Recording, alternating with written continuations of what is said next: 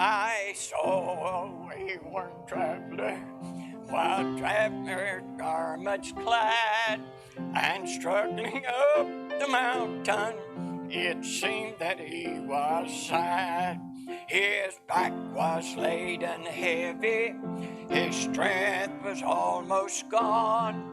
Yet he shouted as he journeyed, deliverance will come, then palms of victory, crowns of glory, palms of victory I shall wear.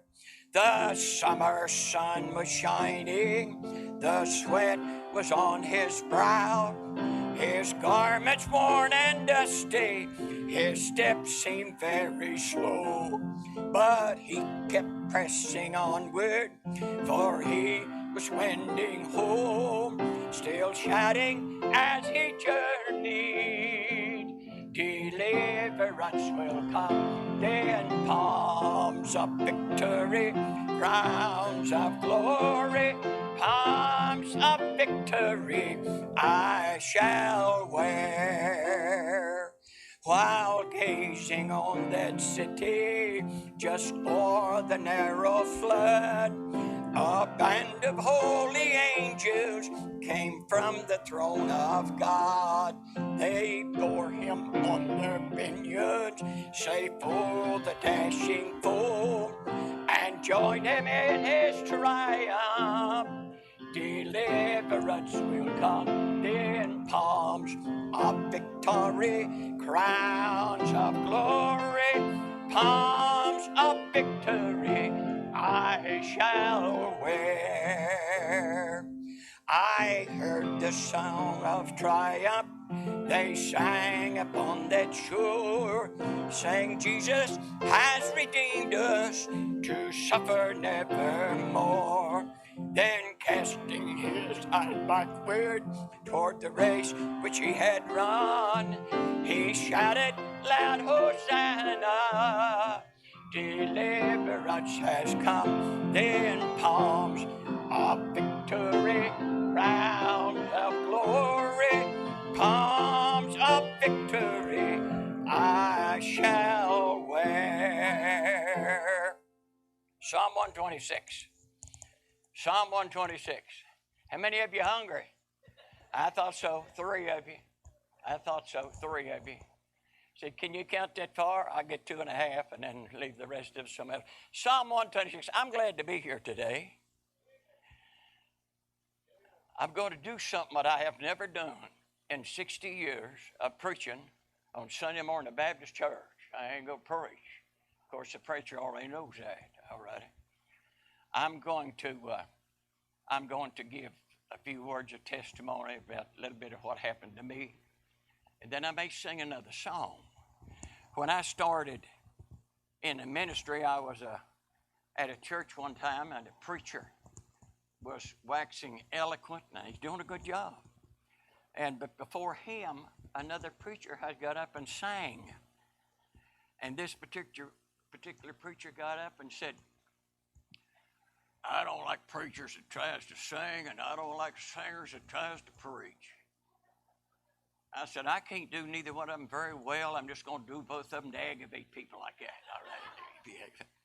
Psalm 126, verse 1 says, when the Lord turned again the captivity of Zion, we were like them that dream. Then was our mouth filled with laughter, and our tongue was singing. Then said they among the heathen, the Lord had done great things for them. Now look at verse 30. Verse 30, that's my life verse. The Lord hath done great things for us, whereof we are glad. Let me give you a testimony. Many of you heard it through the years. I'll do it quick. Whether I was taught this or I'd learned this through the years, stand up, speak up, and sit down, and shut up and sit down. And I'll not keep you long. Most of you already know some of this stuff. But I was saved September the 24th, 1962. That's before most of you has come into this life. 26 years of age. And when I got saved. I kind of got saved all over. And I literally became a new creation in Christ. And the Lord literally consumed me. And I went forward in a watch night service. Some of you never heard of a watch night service. We had what we call watch night services. Start around 8 or 9 o'clock of the evening on New Year, on Christmas, or the last night of the year, and then going in the 1st of January. We would meet and thought we were praying in the new year. But along the way, I found that the new year made it without me staying up praying about it. So I don't have any. I just quit having any. But that particular 1963, 64, about midnight, a preacher from Canada preached. Nice farmer. Give an invitation. I went forward at an altar prayer by myself. I think my family had already gone home. I went forward and prayed. And I said, Lord, I have no idea what you can do with somebody like me. But I'm going to give myself to you. I give myself to you. I wasn't much. I didn't have much. I didn't know much. But I just said, Lord, I'm yours, whatever. I had no idea. I truthfully didn't really know what I was doing, if you know the truth about it. Somebody said, if you'd known what you was doing, would you done it over? Oh, yes. I said, I would have done it over. It's kind of like getting married. I've heard a lot of men say, boy, if I'd had it done over with. And I said, yes, sir, if I'd have had it done over with, I'd have got married sooner. And I tried to, but my wife's mother wouldn't let us. But anyhow, I gave myself to the Lord, served the Lord best of my ability in the church, running the bus, and teaching Sunday school, and all the rest of the story goes. And God began to deal with me about going to college. And I made the mistake one time. I said, one of the men I work with said, what are you going to do? I said, I'm going to college to further my education. He said, you got to have something before you further it. I dropped out of school in the 10th grade. So I didn't have much to offer the Lord but myself. But anyhow, I sold everything I had. Wife, 3 kids. Jeffrey, the one that's here today, probably a year old or so. Moved to Springfield, Missouri. Had no idea what I would do. I'd worked for General Motors for 9 years and quit and left. I just felt the Lord wanted me to do that. Well, when I finished my first year, I knew the Lord had called me to preach, pastor. Never had any desire to do anything else. All righty. I knew the Lord wanted me to preach or be a pastor. When I finished my second year, God had burdened me for Clarksburg, Fairmont area, West Virginia. I was born and raised down in the southern coal fields of West Virginia. Family of 12 children. I knew what it meant to be poor. I'd never been up in here where rich people live. All I knew of was poor people already. And I had never been up in this area. But when I finished my second year, my wife drove through Clarksburg.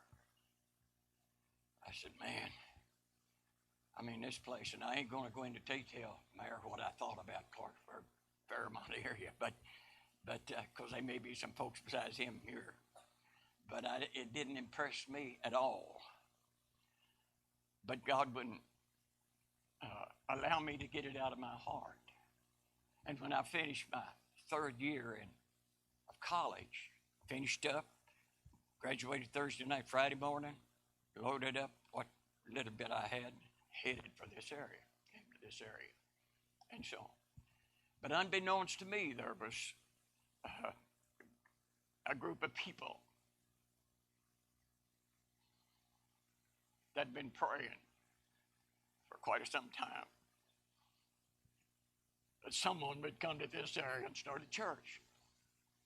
I met with some folks when I first came here, but I don't remember the details about it. I talked to some of them about it, and they didn't remember much about it. But whatever it was, didn't impress me already. So I said, no, I don't think that's it. And I got acquainted with the pastor in the area, and there's a church needing a pastor out here. And I said, I didn't come here to take no church, come here to start a church. Well, long story short, I didn't have a place to live. What little bit of money I had was pretty much gone. Well, he said, well, Brother Gwen, you could at least go out there and preach for those people. They might give you an offering. I said, call them. Well, long story short on that, I went and stayed 3 years, and attendance took off, went from about 25 over 100, but every month at the monthly business meeting, we had to have a fight. It just seemed like there was no end to it. And it went for months that every Wednesday night, I had to meet with the deacons because they didn't like this, and they didn't like this, and they didn't like this, and so on. And finally I said, I'll tell you what the best thing for you people to do. Just vote me out of here and get rid of me. But see, they wouldn't do that. You know, they'd leave a black eye on them. But I stayed for about 3 years and finally got tired of it, resigned. And some of the folks said, we prayed. We've been through other churches, fussing and fighting. Said, we're going to start a church. I said, I don't know what I'm going to do. But you heard some of the story. The Hearst decided to start a church, and some other folks sitting there on the front seat, the ashes, started a church. And I understand they called me as pastor without asking me about it. And then they came and told me about it. And I had 3 or 4 or 5 weeks of meetings or something planned. But long story short, I came back, and that's how that all began. And I'm going to sing another song. Further along, son. Whip her out there. Tempted and tried, we're off me to wonder why it should be thus all the day long, while there are others living about us, never molested, going the wrong. Farther along, we'll know all about it. Farther along, we'll understand why. Cheer up, my brother, live in the sunshine. We'll understand it all by and by. When death has come and taken our loved ones, it leaves our home so lonely and drear. Then do we wonder why others prosper, living so wicked year after year? Farther along, we know all about it. Farther along, we understand why. Cheer up, my brother, live in the sunshine. We'll understand it all by and by. Faithful till death, said our loving master. A few more days to labor and wait. Toils of the road will then seem as nothing as we sweep through that beautiful gate. Farther along, we'll know all about it. Farther along, we'll understand why. Cheer up, my brother, live in the sunshine. We'll understand it all by and by. When we see Jesus coming in glory, when he comes from his home in the sky, then we shall meet him in that bright mansion. We'll understand it all by and by. Farther along we'll know all about it. Farther along we'll understand why. Cheer up, my brother, live in the sunshine. We'll understand it all by and by. I stayed here at this church for 9 years. We bought property and built. It was like a bunch of gypsies to begin with, from one home to a 3-room school to bought a house in Stonewood and remodeled it. Did you ever see a house after a bunch of Baptists remodeled it? We met there, just a lot. The first car in the parking lot was the last one out. We only had one way in, one way out. We looked for property and finally found property here. And so on, a lot of stories about that. But after I'd been here some 9 years, God began to deal with my heart about leaving. And it went on and went on and went on for weeks and weeks and weeks. And I got up one morning, and I generally got up, got ready, got out. I've never been much one to stay home much. My wife always accused me of running the roads, and that's what I did, knocking on doors, running the roads, and so on. But I got up one morning, and kids got out and went to school. I got up crying. I got up sobbing like a little kid. And this went on and on. And I couldn't get a hold of myself, couldn't control myself. And finally, my wife looked at me. She kept saying, "What's wrong?" I said, "I don't know. I don't know." I knew, but I didn't tell her. After an hour or two, she looked at me and said, you better get a hold of yourself. You're going to have problems, or you've already got them on. I said, "No, we've already got problems."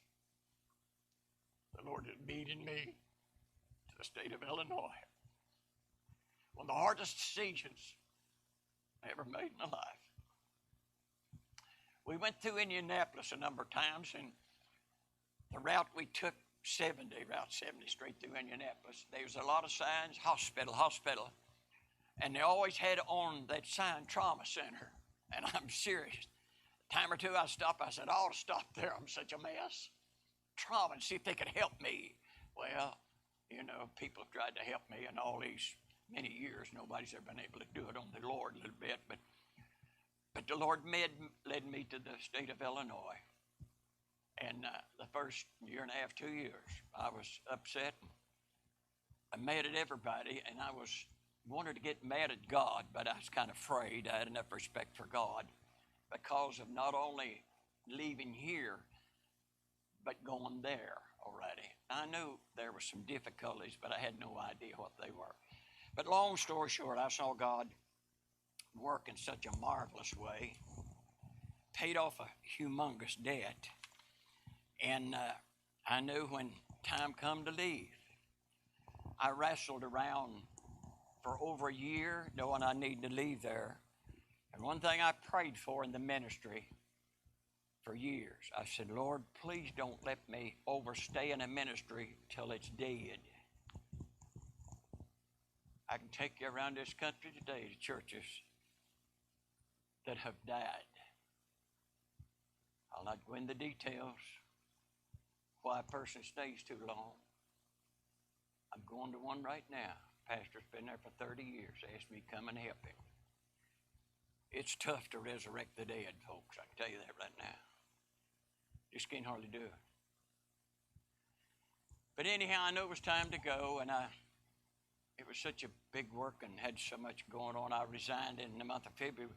in the month of January, 1st of January, and was finished up the end of March. I told them, unless they got somebody else. Well, they didn't get anybody and really didn't hunt anybody on gas. But anyhow, I left, moved away from Peoria, Illinois, April the 1st of 91. I left here in 1980. And so then they called my assistant pastor, my associate pastor there, to be pastor. And I come back into West Virginia for a year and a half or so, didn't really know what I was going to do. Came here for a while, and long story short, Second Baptist Church in Ravenswood, I went and preached for them, and they needed a pastor. I just went and preached. And so Pastor Darrington called them, said, you know he ain't pastoring church. Said, well, he didn't say anything about it. Somebody asked me what I was going to do. I said, the Lord knows where I am. If he wants me, he'll send for me. So Second Baptist Church called me in Ravenswood, called me back again and said, would you come preach for us? I said, yeah. They said, would you fill out a resume? I said, no, sir. My generation don't fill out resumes. I said, the only thing I'm going to do in a resume is put all the good stuff about me down. I'm going to put all my friends. You don't surely don't think I'm going to put any bad stuff about that. But I said, I will give you some names of people to call. Call my banker, see if I'm a crook, and on the story goes. They said, you won't? And I said, no, I ain't filling out no resume. I said, I'll tell you what I will do. I'll preach for you on Sunday night. And when I get finished preaching, I'll take questions from the congregation.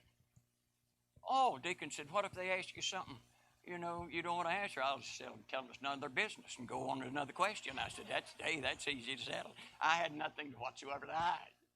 Well, I stayed there quite a number of years and resigned that and went on. Still didn't have a church. And spent some time, still didn't pastor church. Some preachers think if you're called to preach and pastor and you're not pastoring a church, you've quit God. I had some friends came, called me off the side, and looked at me and said, I wasn't pastoring, said, how come you quit God? I said, well, I really didn't know I did. I'm glad for your information. Anyhow, I wound up with the church in Knoxville area, Tennessee. Wasn't looking for a church. You remember Brother Hetty, Dave Hetty? Anyhow, wasn't looking for a church, wound up with another church already. And that's the way that story goes, and that's in the story. That could be an hour and a half long, but that's a plenty. Piano, where are you? Look yonder, I found some money. We're going to take up an offering. We need to keep this thing spiritual. Family of God, come up here, my friend. Put them up. Player, bud. This is my second daddy, his dear wife.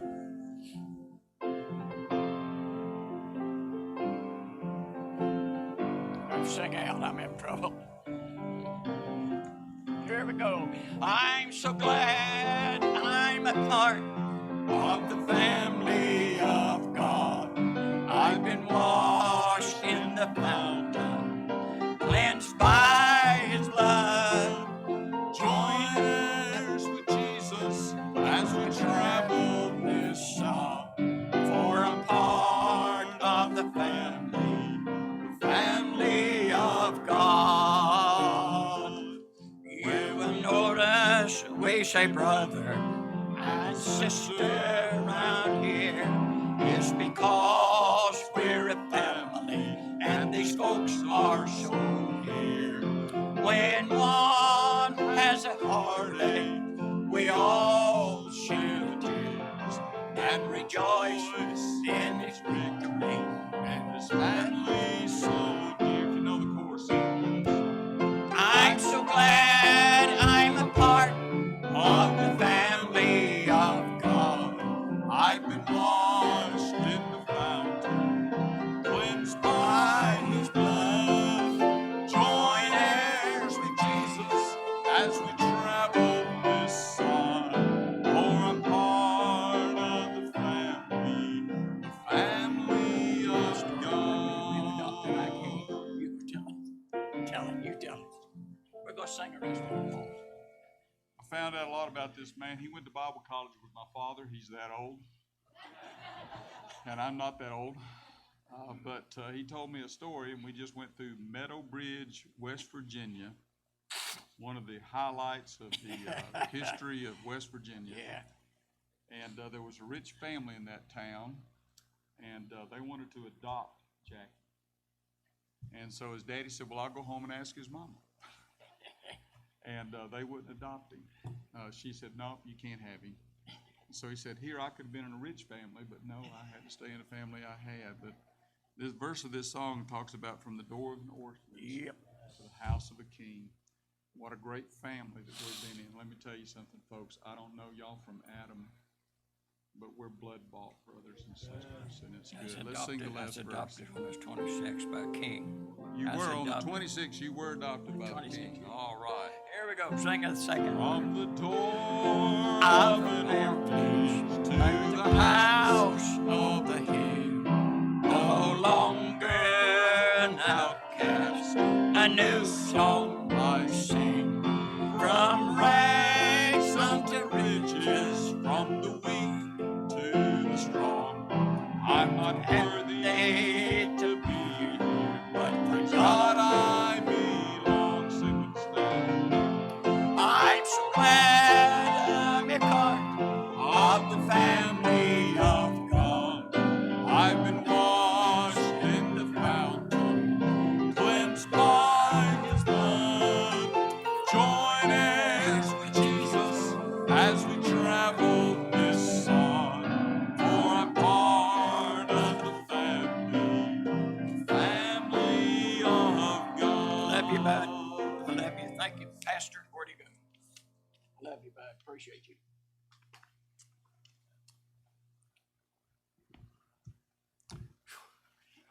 He told me about that. I said, hey, that's exactly what God put on my heart. Let's just celebrate what God's done. You know, we've heard a lot of new words: coronavirus, COVID-19, sheltered in place. There's a lot of new vocabulary, but here's one: contact tracing. Who touched who touched whom, who touched whom, who touched whom, who touched whom to give somebody COVID-19? But here's the reality: who touched whom, touched whom, touched whom, to give this 12-year-old bus kid a ride to church on a Sunday morning.